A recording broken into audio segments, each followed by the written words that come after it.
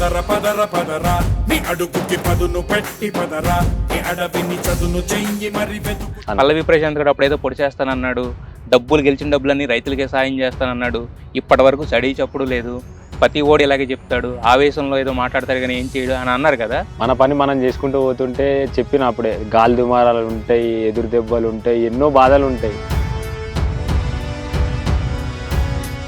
ప్రశాంత్ ఫుల్గా తాగే స్కైప్ లో కూడా చేస్తున్నాడు అనేది ఉంది బేసిక్. సరే అన్న, అది క్లియర్ చేయాలనే నేను ఒక్కటి నేను చెప్తున్నా, నాకు చిన్నప్పటి నుంచి అయినా నాకు తాగుడు అలవాటు లేదు, ఏం లేదు. మీరు కాదంటే నేను ఇక్కడే ఉంటా. ఇప్పుడు అంటే అప్పుడు ఆ టైంలో మీకు అమర్దీంకి కొద్దిగా నేను నడిచినాయి కదా, తర్వాత బయటకు వచ్చిన తర్వాత మొత్తం ఏదైనా గేమ్ వరకే. ఇప్పుడు బిగ్ బాస్ అయిపోయింది, అన్నీ ఏమున్నా నాకు వైట్ అండ్ వైట్ లో కనపడుతున్నాడు ప్రశాంత్. ఎక్కడికి వెళ్ళినా కూడా పాలిటిక్స్ లోకి వచ్చే ఆలోచన ఉందా లేదా?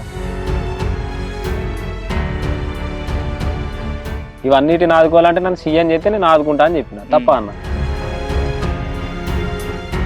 అయితే ప్రశాంత్ మీరు గెలిచారు, అంతా బాగానే ఉంది. కాకపోతే ఏంటంటే మీరు లోపలికి వెళ్ళిన తర్వాత అక్కడ కొంతమంది అడిగింది కానీ లేదా బయట కొంతమంది పెట్టింది ఏంటంటే చాలా వరకు పెయిడ్ ప్రమోషన్ పెట్టుకుని వెళ్ళారు అనేది కూడా ఒకటే టాక్ నడిచింది కదా, దాని మీద ఏంటి?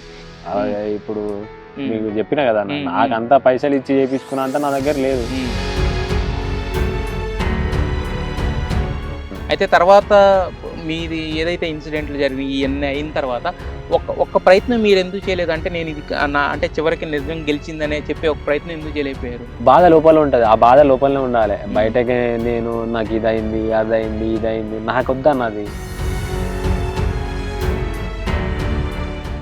సో మరి అల్లు అర్జున్ని కలిసే ప్రయత్నం ఎప్పుడన్నా చేశారా? సో అల్లు అర్జున్ సినిమాలు చూడడం అనేది పుష్పల బీజిఎం వేస్తే కథం ఇది పోతుంది. పుష్ప అంటే ఫ్లవర్ అనుకున్నావా, ఫైర్ అవ్వ తగ్గేదేలా.